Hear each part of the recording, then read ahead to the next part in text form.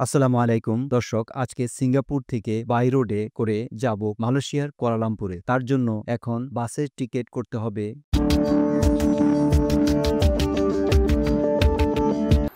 আসলে সিঙ্গাপুর থেকে আমি যাব মালয়েশিয়ার কুয়ালালামপুরে। তো এখানে সিঙ্গাপুর থেকে যাব, তো সেটা যাব আমি বাসে বাই রোডে। তো এখন আমি টিকিট করিনি বাসে। তো আজকে যেহেতু সিঙ্গাপুরের দ্বিতীয় দিনের ট্যুর শুরু করলাম, তো এখান থেকে আসলে প্রথমে যাব এখানে ম্যাক্সওয়েল স্টেশনে। ওখান থেকে যাব বুগিসে। বুগিস থেকে ওখানে বাস রয়েছে মালয়েশিয়ার কুয়ালালামপুরের।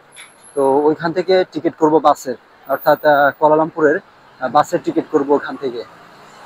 বেশিরভাগ বাসই সিঙ্গাপুরের বুগিস থেকে যায় মালয়েশিয়ার কুয়ালালামপুরে, কিন্তু আমি বুগিস বাস স্টেশন থেকে বাসের কোনো টিকিট না পেয়ে চলে আসি সিঙ্গাপুরের বনিল্যান্ডে। এখান থেকে বাসের টিকিট পেয়ে যাই। এই বনিল্যান্ড থেকেই এই বাসে করেই যাব মালয়েশিয়ার কুয়ালালামপুরে। ঠিক আমার পিছনে যে বাসটি দেখতে পাচ্ছেন, সিঙ্গাপুর থেকে এখন মালয়েশিয়া যাচ্ছি। এই বাসটিতে করে যাব মালয়েশিয়ার কুয়ালালামপুরে। এখন সিঙ্গাপুর টাইম রাত 12টা 30 মিনিট, অর্থাৎ 12টা 30 মিনিটে আমাদের বাস বনিল্যান্ড শপিং সেন্টার ঠিক অপোজিটে এই বাসটি। এই বাসে করেই যাব কুয়ালালামপুরে। আসলে বাসের টিকিট করতে গিয়ে আমি খুবই বিড়ম্বনায় পড়েছিলাম এবং খুবই কষ্ট হয়েছে, যার জন্য আমাকে 2 দিন সময় দিতে হচ্ছে।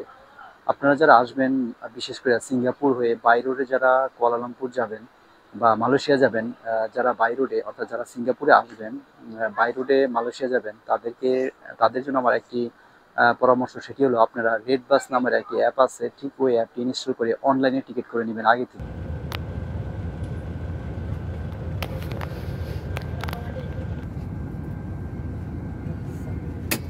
দর্শক, ভোর 5টায় আমাদের বাস চলে আসে কুয়ালালামপুর সিটিতে।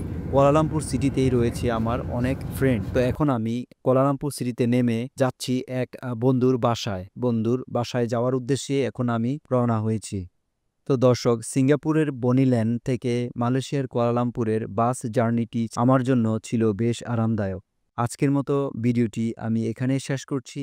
দেখা হবে কুয়ালালামপুরের বিভিন্ন দর্শনীয় স্থান নিয়ে নির্মিত ভিডিওতে। তো আজকের মতো এখানেই শেষ করছি।